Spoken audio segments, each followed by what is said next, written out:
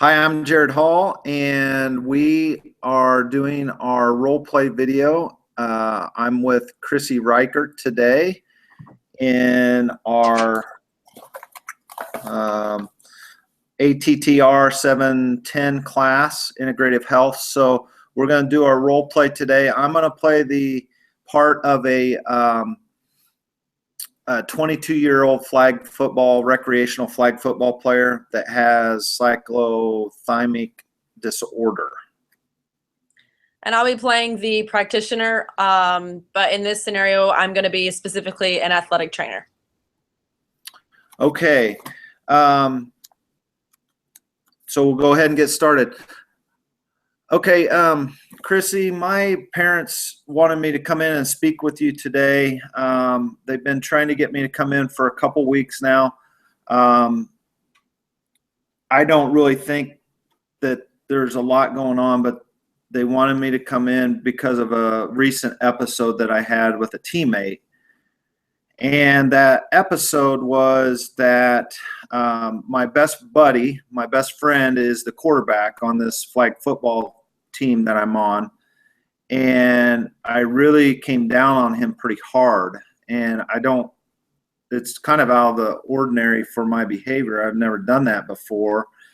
And so I just thought maybe I could come by and maybe see if you could shed some light on some of the things that I've been feeling. It's not only this episode, but there's been other episodes. You know, I'm not sleeping very well right now. I've got a lot of stress at work and some things like that too, along with going to school and some of those sorts of things. And my parents said that we do have a history of some mild mental illness in our family. So they wanted me to come by and at least check in with you and see maybe if you can shed some light on maybe what could be going on. Absolutely. First of all, I'm really glad you came in. It's this, a disorder that can really cause a lot of issues in everyday life. What I've noticed is you've had that issue with your teammate, and that's not unexpected. So I guess I would like to start off with just kind of like telling you a little bit about it, so that way we can both be on the same page. And then we'll kind of develop a plan together to figure out what our next steps. How does that sound? That sounds great. Okay, cool. So you said your family has a history of the cyclothymia disorder. Is that correct? Yeah, I think I referred to it as like a mental illness, but yeah, that's the right term that my mom and dad use. Yeah. Okay, cool. That's what I thought, was expecting. That's what I was assuming that it was, just the way you described it. You are going to have those ups and downs. It's very common to see that in this kind of condition. The mood swings are very common, as well as the sleeping.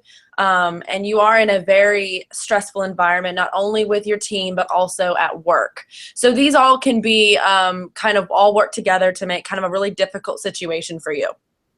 So another kind of an idea of what we're kind of dealing with, in a sense, it's good for you to know that this is something that's not going to go away on its own. And it can be due to chemical imbalance, as well as, just your genes, So it's nothing to be ashamed of, and I'm really glad that you've reached out. So with that said, I'm just going to ask you a few questions about your everyday life to see if we can further narrow down what might be triggering some of these episodes as well. Okay. Cool. Now, do you said you had a very stressful work environment. Do you feel like that you're getting a lot of those mood swings with that? Yeah. We have a lot of time-based things at work. It's just a part-time job while I'm in school and stuff, but nonetheless, it's still pretty stressful. I work about 25 hours a week in addition to school. So a lot of things are rate-based, and, if we don't make rate, our supervisor comes down on us pretty hard. Okay. And how is about your recreational team? Now, is that an every week thing, an everyday thing? Typically, it's throughout the weekends when we participate. Sometimes it could be Friday through Sunday, but typically it's usually just one day through the weekend, mostly on Saturdays. Okay. My last question is, do you drink, smoke, or use recreational drugs? And of course, all of this will stay um, confidential. I don't smoke, never have. About the only thing that I do that probably in that realm is I do drink. And a lot of the times we go out after our flag football stuff and our buddies, and we hang out for a few hours afterwards. But usually it's mostly weekend stuff. It's nothing really through the weekend or through the week that we do. But and certainly don't use anything during the week, but no recreational drugs or anything like that either. Okay, yeah, no worries. I just wanted to go ahead and get an idea. That way we know all the contributing factors of this. So what I've gathered so far really does help kind of in what we're going to be developing as our next step. So the first thing I would like you to do is cut off the drinking, because the alcohol is going to be that downer. We don't want any further complications that's going to contribute to those drastic changes in mood. Okay. So that's the first thing I really would like you to do. Second of all, what I want you to do throughout this week is I want you to really record those ups and downs. Like when you notice you're feeling especially aggressive or angry, and then especially down, especially happy, and just kind of like give me an idea of when those happen, because those could be situational as well as environmental. So we want to get an idea of what we're dealing with. And lastly, I think is that I do want to help you, but I know that this is not my expertise. However, with that said, I would really like to help you find someone that can help you. Refer you to somebody that can really take a better look at your condition, hopefully prescribe some medication to help level all this out, and hopefully that'll really just change the way you go about your daily life. I mean, it'll help increase just your health-related quality of life per se. Okay. That sounds great. Good, good. I'll make sure to give you those numbers by email or phone later on in the week. And finally, the last thing I do want to add on is a quick question. First of all, are you currently living with someone? Yes, I have a roommate. That's just the two of us. It's actually one of my teammates from the flag football team. So we've lived together for a couple years. So, but he doesn't really know any of this. He may be able to. I mean, if you were to talk to him, he may give you a different perspective as well. But he, you know, we kid around all the time that, like, hey, you've got something going on, but nothing. We've never really had any serious talks. Okay. And your family, are they aware? You said a little bit about your family was aware of your drastic changes in mood.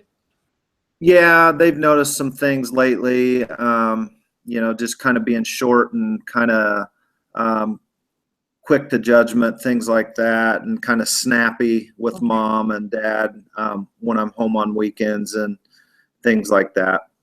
Okay, well, one of the things that we can discuss is it's very important to really communicate and talk with somebody about what you're feeling. So if there's not anybody in your family that you feel comfortable talking with on a daily basis, kind of to help you sort out your moods and what you're going through, I will definitely look forward to referring you to somebody that can really be an excellent unbiased opinion, who's an expert at talking with people that go through this kind of stuff. So if that's an option you would love to explore, I think it would be very beneficial for you. Yeah, I think I would like that. I